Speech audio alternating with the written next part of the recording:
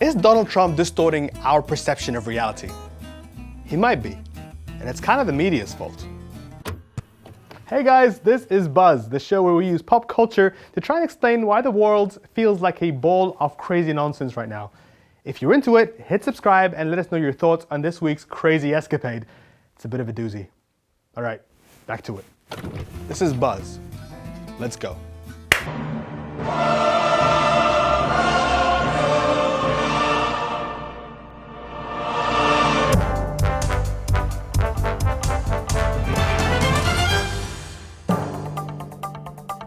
Welcome back to News from the Upside Down. Our top story this hour, former US President George W. Bush is awarded a Liberty Medal by the National Constitution Center for his commitment to veterans. Former Vice President Joe Biden presented the award to Mr. Bush, saying it wasn't about Democrat or Republican, but about standing up for the men and women who put their lives on the line to defend us every single day.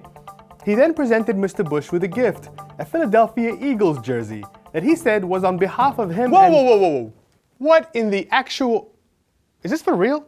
Well, yeah, it happened on Sunday. So you're telling me the guy who invaded Iraq after lying about weapons of mass destruction sent tens of thousands of US soldiers to go destabilize a sovereign country, bomb its cities to rubble, assassinate its president, kill more than 500,000 people, and then leave it in the grips of a political vacuum and a decades-long civil war that would then be exploited to birth ISIS, while killing thousands of US soldiers in the process?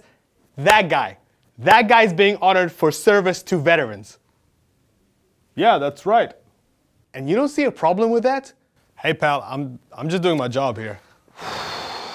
All right, go, get out of here.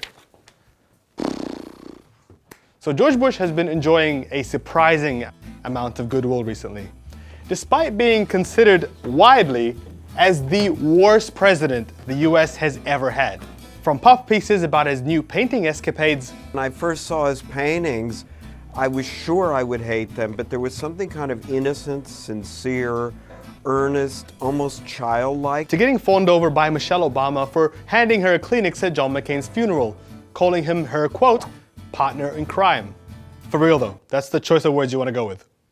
Well, all right. And speaking of John McCain, remember the day he died? Everybody was writing those long, flowery tributes to how he was the soul of the Republican Party, the maverick, the guy who never gave up on his principles no matter what. Except, what were those principles? He campaigned relentlessly for the war in Iraq, in Afghanistan, and in Libya. He spent his political career voting against abortion rights, gun regulation, benefits to the poor. And he also gave us this. All of you hard-working Iowa families, you farm families, and teachers and teamsters and rock and rollers and holy rollers, right-wing and bitter, clinging, proud clingers of our guns, our God, our religion. Stop, no. Oh my God. What is she even saying? Except that's not how we're told to remember John McCain's legacy. Why? Because the media likes him. Journalists like him. And that changes the way his story is told. As Mehdi Hassan put it last year when John McCain was first diagnosed with cancer, the image curation is in full swing these days, as are repeated attempts to stifle any criticism of the Arizona senator's awful political record. Yet for those of us who heard McCain's call for US troops to occupy Iraq for 100 years, who watched him laugh and sing bomb, bomb, bomb, bomb Iran, who listened to him call for an escalation of the unwinnable war in Afghanistan cannot, and shouldn't have to, stay silent because he was diagnosed with cancer last week, or because of his undoubted bravery in Vietnam 5 decades ago. And oh yes, the Iran video does exist. This is back in 2007 when he was still running for president against Obama. I guess my question is, how many times do we have to prove that these people are blowing up people? That old Beach Boys song, Bomb Iran? Bomb, bomb, bomb, bomb. Anyway. So what's going on? And why do we all have such terrible historical amnesia? Well, it all has to do with El Hombre Naranja con la Prohibición Muslimana, aka the so-called leader of the free world, aka DJ Trump! What's the difference between me and you? What's the difference between me and you? Thank you. Ever since this dude started running for office back in 2015, and we've all been bombarded with stories on a daily basis about what latest zany thing he's done, and has gotten to levels of near hysteria. Did you see how he left his umbrella behind on the airplane? Did you see how he looked at Putin in that one photo? Did you see how he released that campaign ad calling all of the Honduran asylum seekers killers and rapists trying to break into the United States and defile the children of white America? Okay, that last one was crazy. But the over-the-top rhetoric surrounding the migrant caravan has almost become normal now. We've become used to it. We almost expect it from him. And that's not a good thing. Sidebar, the only real migrant caravan is the Honda Odyssey. Am I right? Yeah? The way the media obsesses over every little thing Donald Trump does on a daily basis, it's not normal.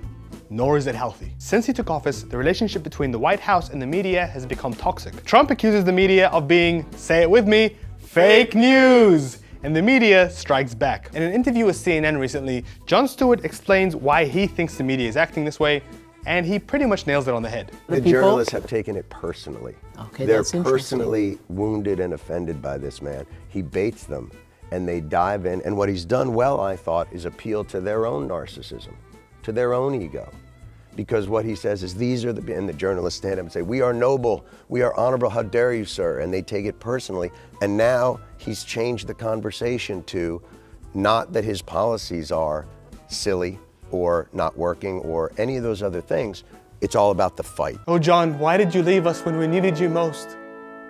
And we saw this play out last week when CNN White House correspondent Jim Acosta was kicked out of the White House for basically talking back to Trump.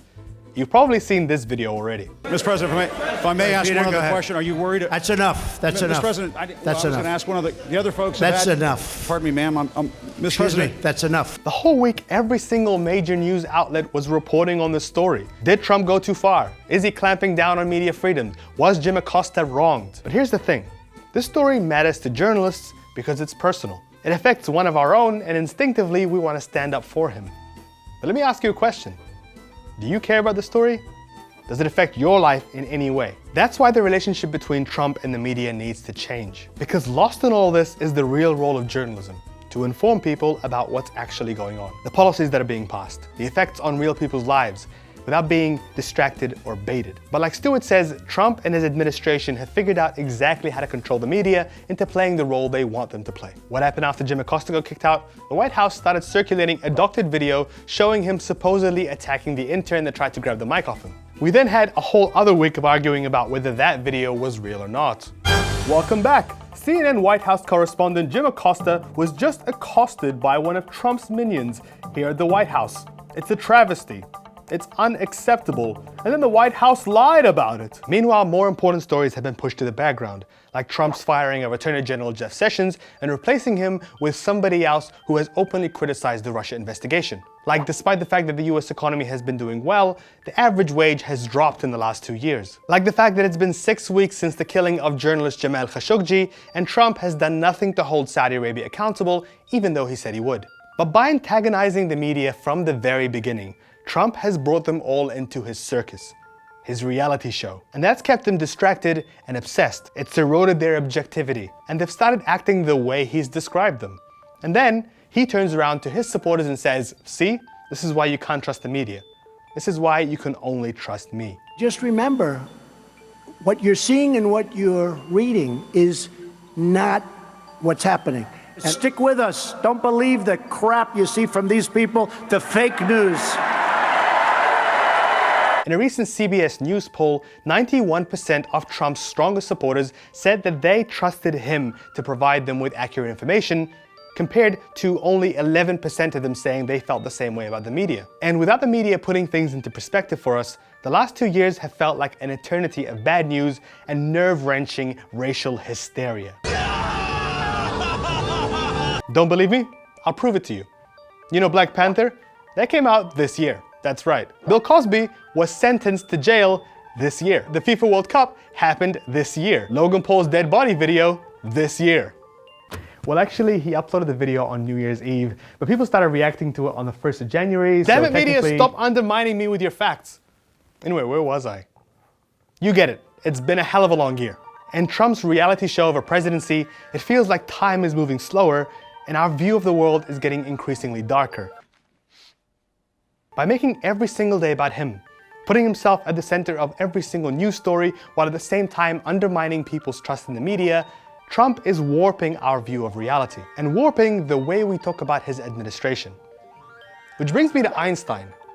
Sort of. This tweet from 2013 by America's first daughter and heiress to the throne, Ivanka Trump, perfectly sums up how her father's been running the country and the world. If the facts don't fit the theory, change the facts. Albert Einstein. To which the late physicist had this to say. Well, Dude, I never said that. Perhaps Trump's greatest achievement, and I say greatest with massive quotation marks around it, has been undermining our trust in everything. From the media, to historical accuracy, to just facts in general. And much to his detriment, the media has been following him down that rabbit hole, feeding the climate of hysteria that's made it hard to figure out what facts are important, who's telling the truth, and whether things are really as bad as they seem right now. And no one has taken more advantage of that than politicians. The same ones that helped pave the way to Trump's presidency. Maureen Dowd wrote a column in the New York Times last week about this, saying there's a whole league of neoconservatives that actively champion the Iraq War who are now reinventing themselves as anti-Trump pundits. She says this: those who sold us the cakewalk Iraq War and the outrageously unprepared Sarah Palin and torture as enhanced interrogation, those who left the Middle East shattered with a cascading refugee crisis and a rising ISIS, and those who midwifed the birth of the Tea Party are washing away their sins in the basin of Trump hate. And that's how we found ourselves here, with John McCain and George Bush as the good guys, and Trump as the devil's spawn. But the reality is we're still reeling from the effects both of these men had on our world. Iraq and Afghanistan are still in ruins. The Middle East is in a worse state than it's ever been in. Between power vacuums left by Western intervention and exploited by terror organizations, to maniacal despots clamping down on any form of resistance, dancing on the grave of the Arab Spring, all while getting unconditional political and military support from the US. And it's not just the Republicans. The media's love affair with Obama is skewing the way we look back at his legacy. Just last week, a bunch of former Obama administration officials wrote this open letter to Trump, urging him to end his support for Saudi Arabia and its devastating war in Yemen. And they're getting praised for it. But they shouldn't be. Because they're the ones that helped Saudi Arabia stop the war back in 2015, after they bombed southern Yemen for 6 years before that. It's understandable why journalists are so fond of Obama. He was good to them. He treated them well. So did Bush.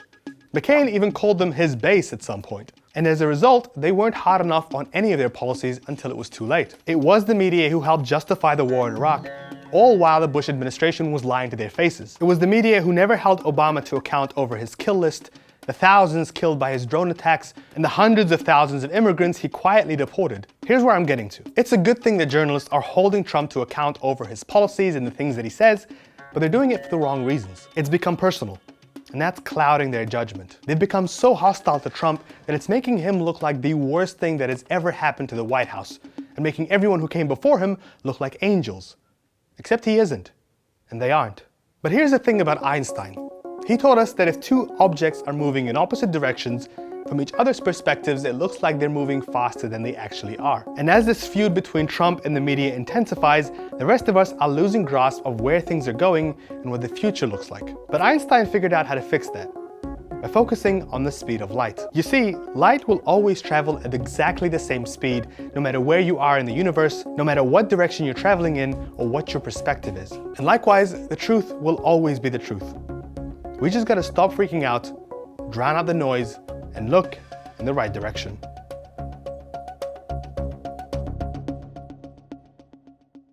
It's a long time since we did an episode. I know. Welcome back, Mr. Muhammad. Feels good, right?